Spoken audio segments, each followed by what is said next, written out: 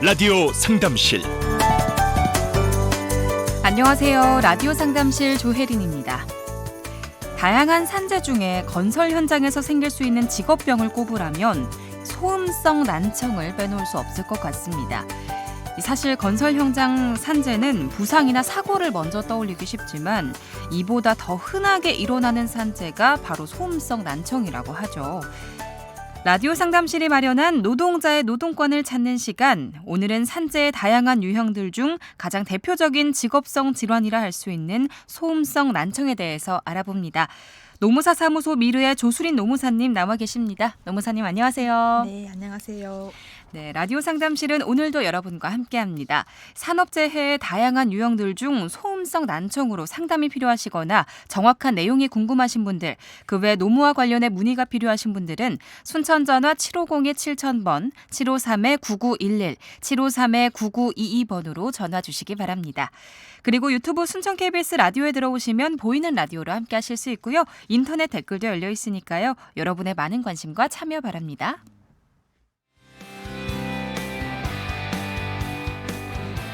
라디오 상담실. 어렵게만 느껴졌던 법률, 의학, 경제, 노무 등 여러 분야를 전문가가 쉽고 친절하게 상담해드립니다. 상담을 원하시는 분들은 순천전화 750-7000번, 753-9911, 753-9922번으로 바로 전화 주십시오.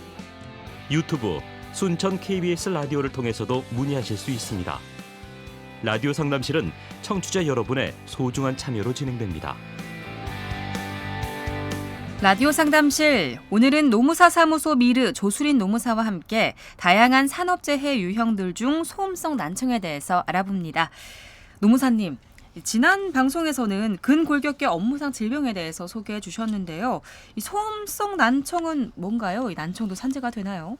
네, 소음성 난청도 산재가 되고 생각보다 근골격계보다 많이 이제 신청을 하고 있는데요. 네, 난청은 이 재해자가 작업하는 도중에 발생하는 과도한 소음 노출로 인해서 장기간을 일을 하다가 청력 손실이 발생을 하면은 요거는 이제 소음성 난청으로 산재 신청이 가능합니다. 난청 같은 경우에는 한번 청력이 손실되면은 다시 돌아올 수가 없다고 해요. 네. 그래서 이제 치료에 대한 호전을 기대할 수가 없어서 일반적으로 산재를 신청할 경우에는 요양급여나 휴업급여는 받지 못하고 저희가 장애급여만 신청을 할 수가 있습니다. 그럼 과도한 소음 노출이라는 게 구체적인 기준이 있을까요? 네, 이제 요거는 근로복지공단 지침에 나와 있는 내용인데요. 소음 노출 수준 85데시벨 이상의 연소금에 노출되면은 이게 인정될 수 있습니다. 일반적으로 건설 일용 근무를 하시는 분들은 이제 망치 소리, 그라인더 소리, 혹은 뭐 굴착기 소리 이런 현장들의 이제 현장에서 발생하는 그런 다양한 작업자들의 소음까지 네. 함께 노출돼서 굉장히 시끄럽잖아요. 네, 소음성 난청을 신청하게 되면은 이런 현장 소음 같은 거를 측정을 해서 85데시벨 이상의 연소금이 맞는지를 확인하고 있습니다.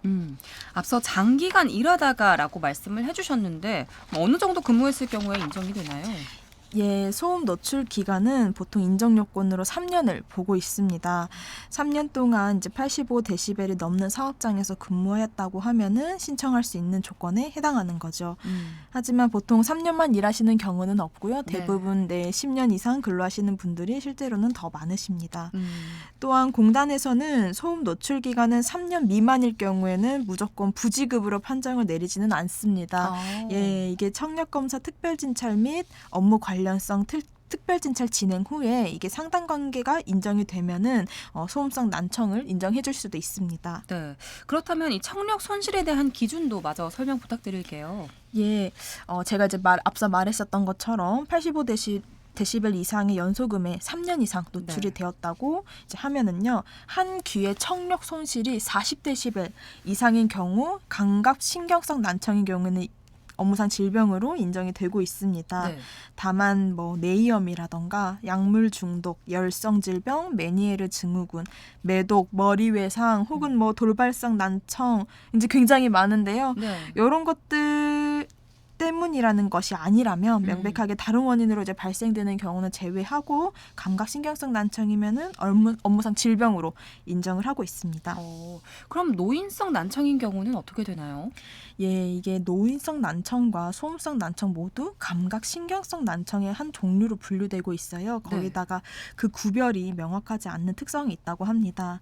근데 노인성 난청으로 진단되었다고 하더라도요, 소음 노출 경력이 업무상 질병 인정 기준을 충족하고 있고 또 소음 노출로 인하여 연령 증가에 따른 자연 경과적 청력 손실을 더욱 빠르게 진행시켰다고 하면은 이는 업무상 질병으로 인정을 하고 있습니다. 그렇군요. 그럼 그 외에 또 추가로 판단할 유형이 있을까요? 예, 요거 말고도 조금 많습니다. 세 네. 가지가 더 있는데요. 혼합성 난청도 있고요. 혹은 이제 비대칭 난청, 그리고 기타 전형적인 소음성 난청이 아닌 경우 이렇게 세 가지가 있습니다. 네, 하나씩 설명을 드리자면요. 혼합성 난청 같은 경우에는 이제 외이나 고막, 중이에서 발생하는 이런 전음성 난청과 내이에서 발생하는 감각신경성 난청이 모두 나타나고 있어서 전음성 난청이 이제 전이 또는 중이 병변에 의한 소변을 보이는 특징이 있어서 이런 경우에는 골도 청력 역치로 업무상 질병 여부를 판단을 합니다. 즉 소음 직업력이 업무상 질병 인정 기준을 충족하고 다른 원인에 의한 난청이 명백하지 않은 경우에는 골도 청력 역치가 40dB 이상이면은 이는 업무상 질병으로 인정을 하고 있습니다. 네, 그러면 비대칭이나 편측성 난청은요? 네, 일반적으로 저희가 이제 두 귀가 있고 소음이 들리면은 양측이 이제 대칭 쪽으로 들리잖아요. 네. 그렇기 때문에 이런 이제 난청은 양측 청력 손실일 대칭적인 특징을 가지고 있어요. 다만 소음에 대한 두 귀의 감수성 차이가 있을 수도 있고 또 손상과 회복 기전이 조금 다르게 작용할 수 있다는 의사 선생님들의 소견이 있었습니다. 네. 그래서 소음성 난청도 비대칭적 역치를 나타낼 수 있고 그래서 비대칭적인 경우라고 하더라도 다른 원인에 의해서 청력 손실이 발생한 것이 명확하지 않으면 이는 업무상 질병으로 인정이 가능합니다. 그럼 마지막으로 이 기타에 해당하는 전형적인 소음성 난청이 아닌 경우는 어떤 경우인가요? 네, 귀가 아예 들리지 않는 이제 저희가 농이라고 이제 이야기를 하잖아요. 네. 그러신 분들이라던가 아니면 청력 역치가 91dB 이상의 심도 난청인 경우에는 이게 사실 소음만으로는 이렇게 청력 손실이 발생하지 않는다고 봐서 사실 인정이 되지는 않는 경우가 많습니다. 네. 다만 이런 경우라고 하더라도 이제 뭐 다른 원인에 의한 난청이 명백하지 않는 경우에는 다른 것들도 다 따져봐서 업무상 질병으로 인정을 하고 있습니다. 근데 사실 이 소음이 참 애매한 게 일하면서 발생하는 소음도 물론 있지만 이 업무 외에 생활 소음도 함께 섞여서 발생을 하잖아요. 이게 좀 정확한 구별이 가능할까요? 예, 이게 좀 이제 맞아요. 애매한 경우가 있는데 네. 최근 법원 판결에서는 업무상 요인과 업무 외 요인이 함께 청력 손실에 영향을 미친 경우에는 청력 소음 노출로 인해서 업무 외 요인에 따른 청력 손실을 가속화시켰다고 하면은 이는 업무상 질병으로 인정을 하고 있는 경향입니다. 그래서 난청의 원인이 업무와 업무의 원인이 혼합되었다고 하더라도 네. 소음 노출 정도가 업무상 질병 인정 기준을 충족하고 있고 또 명백하게 업무 외 원인에 따른 난청을 입증하지 못할 경우에는 저희가 업무상 질병으로 인정을 가능합니다. 그러면 이 산재로 난청을 신청하려면 어떤 서류들이 좀 필요할까요? 네, 난청은 마지막 소음이 노출되었던 사업장, 근로복지공단 관할지사에 신청할 수 있습니다. 예를 들어 마지막으로 소음이 노출되었던 사업장이 여수라고 하면은 근로복지공단 이제 여수지사로 신청을 하시면 되는데요. 전음성 난청이 아니라 이제 감각신경성 난청 혹은 소음성 난청 진단을 받으셨다면요. 네. 해당 청력 검사지와 난청 진단서 그리고 소음 사업장에서 근무했음을 증명할 수 있는 뭐 사대보험 자료, 근고객계랑 동일합니다. 그 외에도 혹시 뭐 청력 관련돼서 이제 병원을 다녔었던 적이 있으시다면 네. 관련한 의무 기록 등을 구비해서 제출하시면 됩니다. 네, 말씀하신 관련 서류들을 구비를 해서 사업장 근로복지공단 관할지사에 신청을 하면 되는 건데 그럼 이렇게 신청을 하게 되면 이후에 처리 절차는 어떻게 되나요? 네, 관할지사에 이제 장애급여 청구서 제가 아까 장애급여만 신청할 수 있다고 했잖아요. 네. 예, 장애급여 청구서를 제출을 하면은 이제 담당자가 제출 자료를 확인합니다.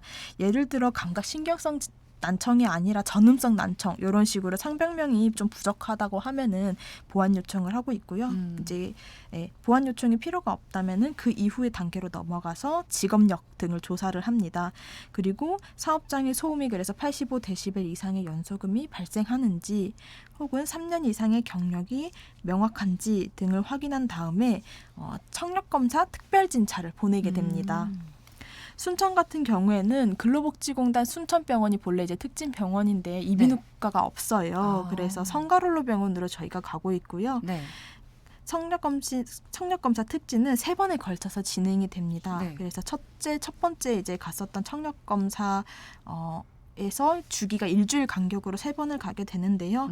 이 검사 이후에는 직업력과 관련된 특진이 한 번 더 유선상 혹은 이제 대면으로 진행이 되고요.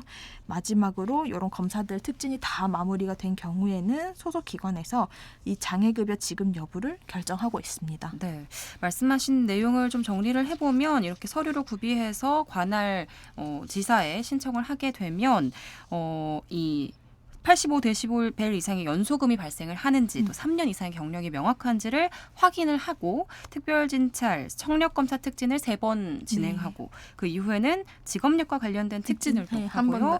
그리고 지급 여부를 결정하게 된다는 맞습니다. 거죠. 네, 알겠습니다. 라디오 상담실 오늘은 노무사 사무소 미르 조수린 노무사와 함께하고 있습니다.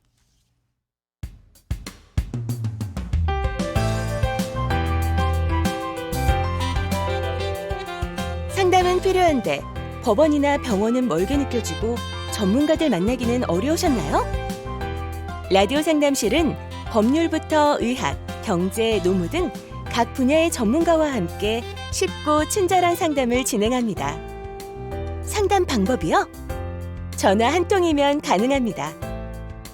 지금 방송에 나가고 있는 주제에 대해 궁금한 사항이 있으신 분들은 순천 전화 750-7000번 753-9911, 753-9922번으로 전화 주시기 바랍니다. 직접 참여가 가능한 청취자와 가까운 방송. 여기는 KBS 순천방송국 라디오 상담실입니다. 라디오 상담실 오늘은 노무사 사무소 미르 조수린 노무사와 함께 다양한 산업재해 유형들 중 소음성 난청에 대해서 알아보고 있습니다. 노무사님, 앞서 산재로 소음성 난청을 신청하는 절차들로 특별 진찰을 언급하셨는데요. 이 특별 진찰은 어떻게 진행이 되나요? 네, 이제 저희가 장애급여 청구서를 제출했었던 공단에서 성가롤로 병원으로 예약을 잡아서 특별 진찰을 이제 진행하라는 공문이 우편으로 발송이 됩니다. 예, 그러면은 저희가 이제 성가롤로 병원으로 전화를 해서 예약을 잡고 이제 청력 검사를 진행을 하게 되는데요. 네. 청력 검사는 앞서 말했던 것처럼 일주일 간격으로 총 3번 정도 검사를 진행을 합니다. 근데 이제 문제는 지금 소음성 난청으로 질병을 신청한 사람들이 굉장히 많다고 했었잖아요. 예, 그렇기 때문에 네. 지금 이 라디오가 방송되는 날을 기준으로 난청을 신청을 한다고 하면은 못해도 특진을 받으라는 이제 공문을 받았다고 해도 네. 거의 3월, 4월, 내년 3월, 4월로 네, 넘어가게 됩니다. 거의 6개월이 훨씬 넘는 기간을 네. 기다려야 하네요. 그러면 이 3년 이상의 경력이 명확한지 여부는 공단에서 어떻게 확인하나요? 네, 3년 이상 노출이란 근무 기간 중 소음 노출 기간을 합산한 것을 의미를 합니다. 그래서 이제 저희가 주장하는 소음 노출 근무 이력이나 아니면 이전에 소음 노출 이전에 근무했었던 이력들 그리고 소음 노출 후에 진단일까지의 근무 이력을 모두 조사를 하고 있습니다. 그러면 이 85데시벨이라는 노출 수준에 대한 조사는요? 네, 조금 이제 규모가 있는 회사에서는요, 이 작업 환경 측정 결과라는 게 있습니다. 네. 네, 작업 환경을 측정해서 뭐 소음이나 아니면 유해 물질 이런 것들 이제 측정을 해서 저희 관할 고용노동부에 보고를 해야 되는 게 있는데요. 네. 만약에 그 근로자가 근무했었던 규모가 있는 회사라면 작업 환경 측정 결과 자료가 있을 거예요. 그러면은 그것들을 이제 토대로 조사를 하고 만약에 조금 작은 사업장이어서 작업 환경 측정 결과가 없다. 다만 자료는 없지만 최근 자료가 존재하고 작업 내용에 대한 변화가 없다면 해당 자료를 활용을 하고 있습니다. 또한 이제 폐광 사업장 종사자 같은 경우에는 가동 중에 광업소 5년간 공정별 소음 측정치를 고려해서 노출 수준을 확인을 하고 있습니다. 네. 또 다른 것들도 조사하나요? 예, 저희가 이제 건강보험 수집 내역을 조회를 하는데요. 저희가 이제 처음에 난청 신청을 할 때는요, 건강보험 요양급여 내역을 이제 제출을 합니다. 네. 그러면은 그가 이제 어떤 상병으로 병원을 다녔는지를 확인을 할 수가 있는데요. 혹시나 뭐 귀와 관련돼서 아니면은 뭐 청력 손실과 관련돼서 그런 자료가 있다, 수집 내역이 있다라고 하면은요, 공단 담당자는 근로자 또는 이제 저희 같이 대리인으로 신고를 하는 노무사에게 의무 기록을 추가로 보완할 것을 요청합니다. 그간 귀로 다녔었던 병원의 의무 기록들을 이제 제출하라고 네. 이야기를 하는 거죠. 그래서 만일 중이염 등으로 이제 뭐 병력이 있는 경우에는 네. 청력력에 영향을 줄 수 있기 때문에 필요하면은 관련 병력 확인을 위한 진료 기록을 확인하고 있습니다. 네. 그러면 승인은 잘 나는 편인가요? 이게 이제 사실 직업력도 근골격계에 비해서 이제 3년이라고 네. 인정 기준을 저희가 지침에서 내리고 있고 또 소음 정도도 85데시벨 이렇게 되어 있어서 신청은 생각보다 많은 사람들이 인정 요건에 해당이 돼가지고 신청을 하고 있어요. 네. 하지만 3번의 청력 검사를 저희가 이제 특별 진찰할 때 진행을 한다고 했잖아요. 네. 그렇다 보니까 저희가 이비인후과를 가서 소음성 난청이고 뭐 한쪽 그 청력 손실이 뭐 40데시벨 이상이다라고 해서 신청을 하였다고 하더라도 한 번 측정을 했던 거잖아요. 그러면은 그날의 뭐 컨디션이 좋지 않아서 아니면은 뭐 그냥 그때 잠깐 뭐 잘 안 들려서 그렇게 40데시벨 이상이 나왔었던 걸 수도 있어요. 그래서 성가를로 병원에서 3번이나 정확하게 검사를 하다 보니까 정말 객관적인 청력의 손실 정도가 나오는 거예요. 네. 그러다 보면은 사실 처음에는 40데시벨 이상이 되어서 저희가 신청을 했지만은 40데시벨 미만으로 결과가 나오는 경우도 덜어 있습니다. 예. 이런 경우에는 이제 저희가 기준 미달에 해당하기 때문에 부지급 처분을 받습니다. 또한 요거 청력 손실 정도뿐만 아니라 소음 노출 수준도요. 저희가 생각했을 때는 굉장히 시끄러운 사업장이다라고 생각을 해서 신청을 했지만은 사실상 사업장에서는 85데시벨 이상의 연소금이 아니었다고 하면은 부지급 처분을 받게 됩니다. 그렇군요. 그럼 이 청력 측정 방법도 궁금한데요. 네, 저희가 이제 통상 200Hz에서 4000Hz까지 청력을 측정하는 것이 이제 일반적이에요. 그래서 측정 방법은 뭐 3분법, 4분법, 6분법으로 구분이 되고 있고요. 산재보험법상 판정 방법은 6분법으로 하고 있습니다.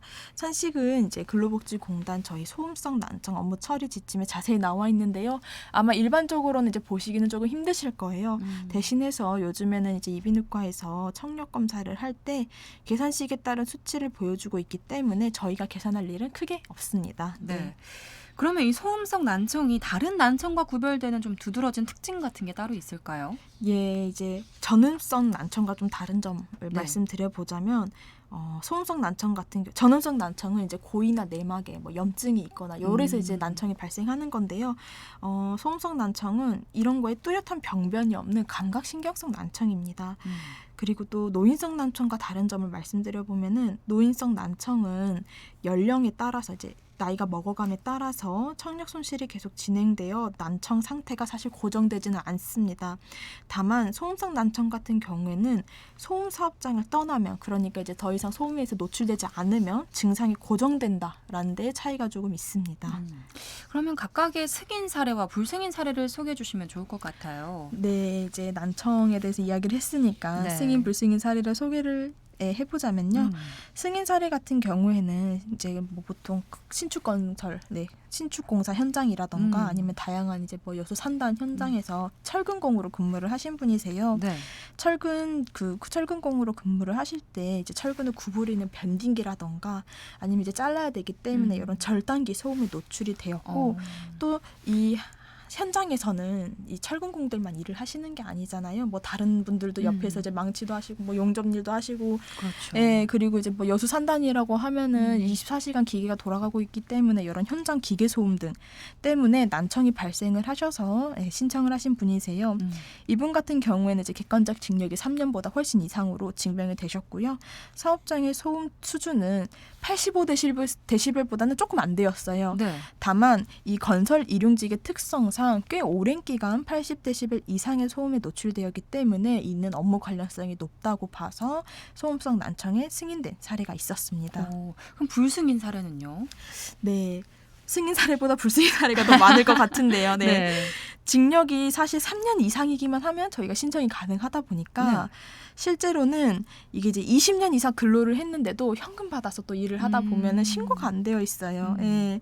그래서 일용 근로 내역이 신고가 되어 있지 않아서 신고된 일용 근로 내역만 취합을 해보니까 겨우 4년 조금 넘으신 분이 계셨어요. 네. 그래도 이제 3년은 넘으니까 그렇죠. 저희가 난청을 신청을 했는데 이게 소음 노출 직업 이력은 이제 거기서는 객관적으로만 보다 보니까 4년으로만 그냥 보신 거예요. 4년만 일했다라고. 그래서 공단에서는 4년 조금 일을 했는데 청력 손상이 그때 다 그분 같은 경우에는 60데시벨, 50데시벨 정도 손실이 있으셨거든요.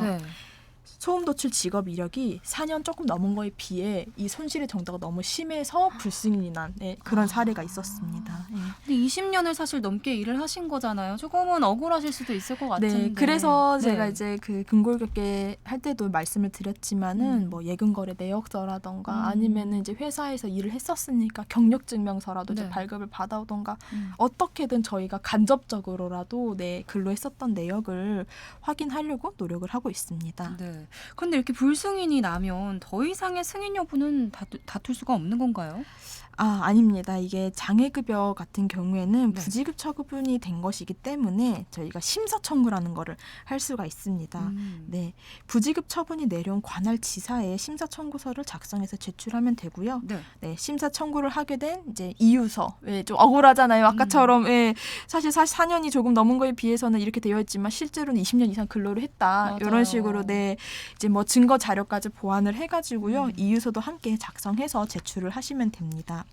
그래서 부지급 처분을 받으실 때 이제 왜 부지급을 받았는지에 대해서는 공단에서 정말 자세하게 말을 해줘야 상세하게 설명이 적혀져 있는데요.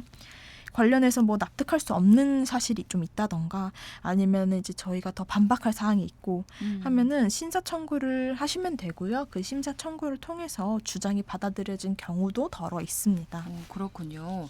그러면 승인이 난다면 이 장애 급수는 어떻게 되나요? 네. 저희가 한쪽 귀의 청력 손실이 이제 40 이상이면 할 수 있다고 했잖아요. 한쪽 귀의 청력이 40 이상, 50 이상, 이제 구간별로 나뉘어져 있어요. 40 이상, 50 이상, 60 이상 그렇게 해서 70데시벨 미만이면은요 장애급수 14급을 받게 됩니다. 근데 이제 예를 들어 만약에 한쪽 귀만으로 청력 손실이 70데시벨 이상일 경우에는 그때는 급수가 굉장히 높아집니다. 11급으로 올라가고요.